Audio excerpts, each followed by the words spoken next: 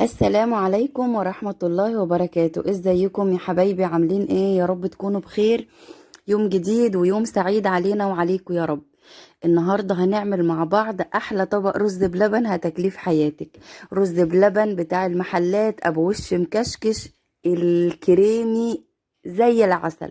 جربوه زي ما هقول لكم بالظبط بنفس المقادير، ما تغيروش فيها حاجة. والله العظيم هتاكلوا رز بلبن زي اللي بتبقوا نفسكوا تاكلوه من محلات الكشري ومن محلات اللي بتبيع رز بلبن والحاجات دي. طعمه جميل جدا. جبت لكم دلوقتي لما برد، انتوا بتلاقوا الوش المكشكش ده لما بيبرد بقى شايفين عامل ازاي؟ كريمي جدا. بس انا نسيت ان انا يعني اخد منه معلقه كده واوريكم القوام بتاعه. القوام بتاعه كريمي، مش متيبس كده ولا متجبس، وشه مكشكش ومليان دسامه وطعمه زي العسل. ان شاء الله هيعجبكم، بس جربوه زي ما هقول لكم بالظبط بنفس المقادير وبالتكات اللي هقول لكم عليها. دلوقتي علشان تعملي رز بلبن صح، لكل كيلو لبن 100 جرام من الرز. 100 جرام من الرز علشان يطلع معاكي كده كريمي وزي ما انا بقولك كده، ودسمته تبقى منه فيه وطعمه زي العسل. حتى في الفيديو انا ما حطيتش قشطة وش اللبن ولا حاجة، اكتفيت بدسامة اللبن بس. اهم حاجة تجيبي لبن نوعيته كويسة وفيه دسم كويس مش مغشوش عشان يطلع لك رز بلبن ممتاز. زي ما بقول لكم كده، لكل 100 جرام رز بتحطي له لتر لبن. انا هنا عاملة 400 جرام رز، وهحط عليهم حوالي لتر لبن، لتر مية في الاول كده. الرز هغسله وهحطه في الحلة وهحط عليه لتر من المية. هتتشرب زي ما انتوا شايفين كده على البوتاجاز لما وريت لكم من شوية. الرز هيتشرب المية وهيكون استوى.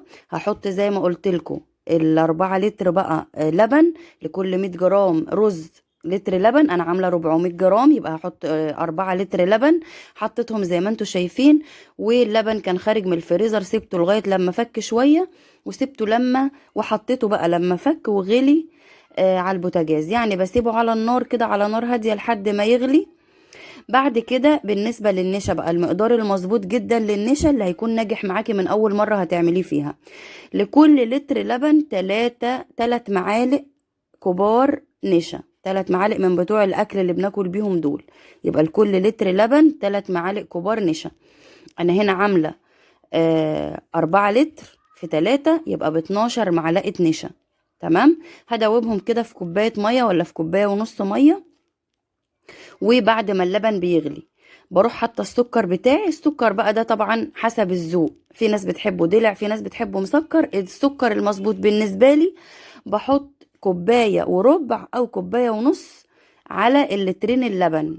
يعني انا على الكمية دي كلها حطيت كوبايتين ونص سكر. كوبايتين ونص سكر، يعني على اللتر اللبن تقريبا هتحطي نص كوباية او كوباية الا ربع لو انت هتعملي لتر واحد. خلاص كده. وفي النهاية برضو ده ذوق شخصي ليك، انت بتحبي السكر او ما بتحبهوش. هقلب السكر كويس وهدوبه بعد ما اللبن غلي معايا كده. وبعد كده زي ما انا دوبت النشا وشفتوه، هروح نازله ايد بتنزل النشا والايد التانية بتلف جوه اللبن. ايدك ما تقفش ابدا وما تنزليش بايد وترجعي تقلبي علشان ما يتكتلش معاكي النشا وتلاقيه كله بقى كتل كده في قلب الرز بلبن وما تعرفيش تفكيه. فانتي ايد بتنزل النشا والايد التانية بتقلب، ما توقفيش تقليب خالص، على نار هادية لغاية لما تحسي القوام بقى تقل معاكي. شايفة كده طول ما بقلب والقوام عمال يتقل معايا. تفضلي تقلبي، واهم حاجة تكون النار هادية معاكي، ما تعليش النار ابدا وانت بتعملي رز بلبن. شايفة انا بقلب ازاي وبوريكم القوام ما بين كل تقلبتين والتالتة. بلاقي طبعا القوام تقل في ايدي، فبحاول ان انا اوريهولكم.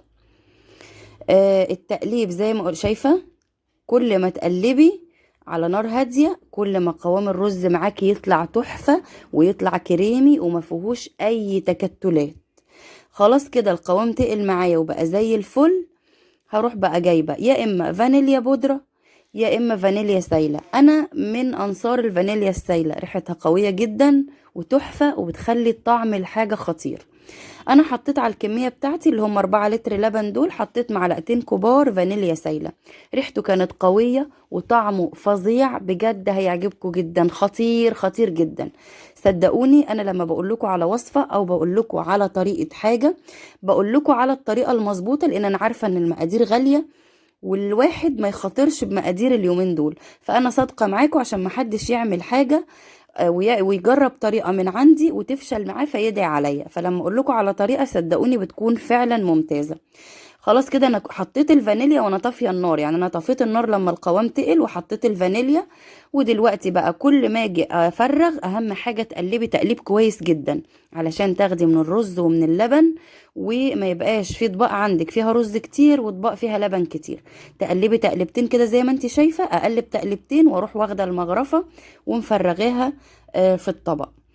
لو وصلت معايا لهنا من الفيديو اوعي تنسي تحطي لايك لو الفيديو عجبك، وتشتركي في القناة لو مش مشتركة، وتشيري الفيديو لأي حد حابب يعرف الوصفة دي. اوعي تنسي تحطي لايك. هفرغ بقى الاطباق كلها زي ما انتوا شايفين كده. حابه بقى تزيني بمكسرات بجوز هند. انا المره دي عملته ساده خالص لان معظم اللي في البيت بيحبوه ساده، يمكن انا تقريبا بس اللي بحبه بجوز هند وزبيب وسوداني وكلام من ده.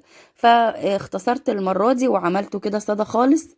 بس والله فعلا تحفه الطريقه دي، اعتمدوها. خدوا المقادير بتاعتها بالشعره بالظبط. هيطلع معاكم من اول، حتى لو هتعمليه اول مره وهتكوني اول مره بتعمليه هيطلع معاكي باذن الله ناجح جدا. بس اعملي الطريقه زي ما قلتلك بكل التكات اللي قلتلك عليها، وما تغيريش في المقادير ولا حاجه. اشوفكم في فيديو جديد مع